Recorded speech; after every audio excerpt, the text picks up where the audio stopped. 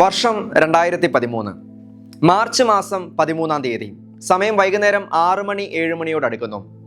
വത്തിക്കാനിൽ വെളുത്ത പുകയുയർന്നു. മണികൾ തുടർച്ചയായി മുഴങ്ങി. വത്തിക്കാനിലെ സെയിന്റ് പീറ്റേഴ്സ് സ്ക്വയറിൽ തടിച്ചുകൂടിയവരുടെ മുഖത്ത് സന്തോഷവും ആകാംക്ഷയും ഒരുപോലെ നിറഞ്ഞു. അവരെല്ലാവരും തങ്ങളുടെ പുതിയ മാർപ്പാപ്പയെ കാണുവാനായി ആ ജനാലയിലേക്ക് അക്ഷമരായി നോക്കിക്കൊണ്ടിരുന്നു. ഫ്രഞ്ച് കാർഡിനൽ ടെറാൻ അവിടേക്ക് വന്നു. എല്ലാവരെയും ആവേശഭരിതരാക്കി ആ പ്രഖ്യാപനം നടത്തി. Sancte Romani Ecclesiae Cardinalem Bergoglio. ആ ജനാലയിൽ പ്രത്യക്ഷപ്പെടാൻ പോകുന്ന ആളിനെ ജനങ്ങൾ ആരവത്തോടെ കാത്തുനിന്നു. വന്നപാടെ സാധുവായ ഒരു മനുഷ്യൻ കൈനീട്ടി എനിക്ക് വേണ്ടി പ്രാർത്ഥിക്കണമേ എന്ന് പറഞ്ഞു. കർദിനാൾ ബെർഗോളിയോ, നമ്മുടെ പുതിയ മാർപ്പാപ്പ. ഫ്രാൻസിസ് മാർപ്പാപ്പയെ കുറിച്ച് നാം അറിഞ്ഞിരിക്കേണ്ട, അറിയാതെ പോയ പല കാര്യങ്ങളുമുണ്ട്. വൈകിപ്പോയി പാപ്പ അറിയാൻ. Benedicat tibi Deus Papa, Benedicat tibi Deus Papa. ഒന്ന്, ചരിത്രത്തിൽ ആദ്യമായി ഫ്രാൻസിസ് അസീസിയുടെ പേര് സ്വീകരിച്ച മാർപ്പാപ്പ. പേരുകൊണ്ട് മാത്രമല്ല, കാഴ്ചയിൽ, രൂപത്തിൽ, രീതിയിൽ ഫ്രാൻസിസ് അസീസിയുടെ ലാളിത്യം ഉൾക്കൊണ്ട മാർപ്പാപ്പ. രണ്ട്, ലാറ്റിൻ അമേരിക്കയിൽ നിന്നുള്ള ആദ്യത്തെ പോപ്പ്. യൂറോപ്പിന് പുറത്തു നിന്ന് കഴിഞ്ഞ 1000 വർഷങ്ങൾക്കിടയിൽ ആദ്യത്തെ പോപ്പ്. എനിക്ക് തോന്നുന്നു ഇതിനു മുൻപ് തിരഞ്ഞെടുക്കപ്പെട്ടത് 731 തിരഞ്ഞെടുക്കപ്പെട്ട ഗ്രിഗറി മൂന്നാമനാണ്. ഇപ്പോഴത്തെ ആധുനിക സിറിയ ഉൾപ്പെടുന്ന പ്രദേശത്താണ് അദ്ദേഹം ജനിച്ചത്. 3, ഒറ്റ ശ്വാസകോശം കൊണ്ട് ജീവിക്കുന്ന മാർപ്പാപ്പ. യൗവനത്തിൽ പിടിപെട്ട അണുബാധയെ തുടർന്ന് പാപ്പയുടെ ഒരു ശ്വാസകോശം എടുത്തു മാറ്റേണ്ടതായി വന്നു. തീരെ ചെറുപ്പത്തിലെ ജീവിതത്തോട് പൊരുതി മുന്നേറിയ വ്യക്തി.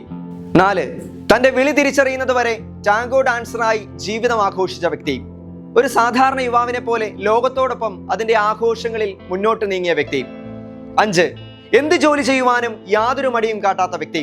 പ്രൊഫഷണലി അദ്ദേഹം ഒരു കെമിസ്റ്റ് ആയിരുന്നെങ്കിലും ഏത് ജോലി സ്വീകരിക്കുവാനും അദ്ദേഹത്തിന് യാതൊരു മടിയുമില്ലായിരുന്നു.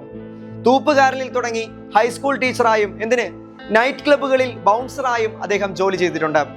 നൈറ്റ് ക്ലബ്ബുകളിൽ ബൗൺസർ എന്ന് പറഞ്ഞാൽ നമുക്കറിയാം, ക്ലബ്ബുകളിൽ പ്രശ്നക്കാരായി മാറുന്നവരെ അവിടെ നിന്ന് പറഞ്ഞു വിടുന്ന ജോലിയാണ്.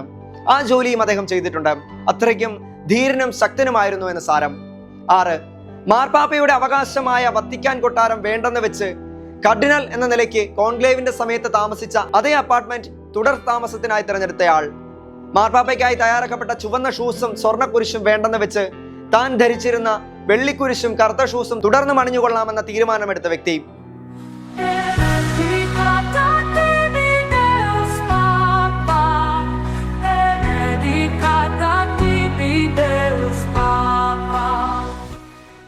ഏഴ്, നിരീശ്വരവാദികളെല്ലാം നരകത്തിൽ പോകണമെന്നില്ല എന്ന പഠനം വലിയ ചർച്ചാ വിഷയമാക്കിയ മാർപ്പാപ്പ. പാപം എന്നത് ദൈവത്തിലുള്ള അവിശ്വാസം എന്നതിനേക്കാൾ സ്വന്തം മനസാക്ഷിയുടെ കടമകൾ നിർവഹിക്കാതിരിക്കുന്നതിലാണ് എന്ന് അദ്ദേഹം വിശ്വസിച്ചു. അത് പ്രഖ്യാപിച്ചു.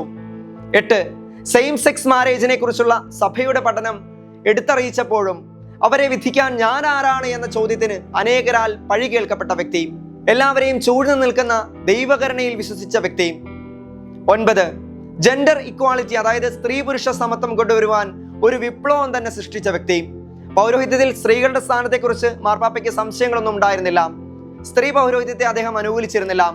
മറ്റെല്ലാ സ്ഥാനങ്ങളിലും ജെൻഡർ ഇക്വാളിറ്റി കൊണ്ടുവരാൻ ശ്രമിക്കുകയും വത്തിക്കാനിൽ ഒരിക്കലും ഉണ്ടാകാത്ത തരത്തിൽ സ്ത്രീകൾക്ക് ഭരണ ചുമതലകൾ നൽകുകയും ചെയ്ത വ്യക്തി. വത്തിക്കാൻ ഡിക്കാസ്ട്രിയുടെ തലപ്പത്ത് തന്നെ സ്ത്രീകളെ നിയമിച്ചത് വലിയ വിപ്ലവമായിരുന്നു. എടുത്തു പറയേണ്ടുന്ന ഒരു പ്രത്യേകതയായിരുന്നു. ഇന്ന് ഏതാണ്ട് 1165ഓളം സ്ത്രീകൾ വത്തിക്കാൻ ഭരണ ചുമതലയിലുണ്ട്.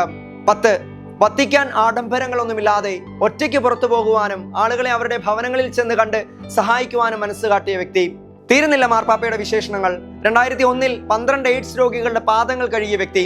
സ്പാനിഷ്, ഇറ്റാലിയൻ, ജർമ്മൻ തുടങ്ങി 3 ഭാഷകളിൽ പ്രാവീണ്യമുള്ള Isho സഭക്കാരനായ pop.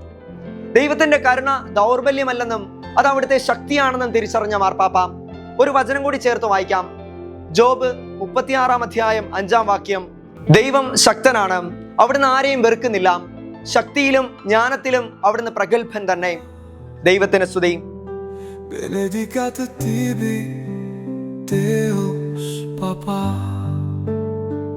Papa Francesco, ti vogliamo bene, vogliamo che tu sia con noi, preghiamo per te. Benedicat tibi, Deus, Papa. Benedicat tibi, Deus, Papa.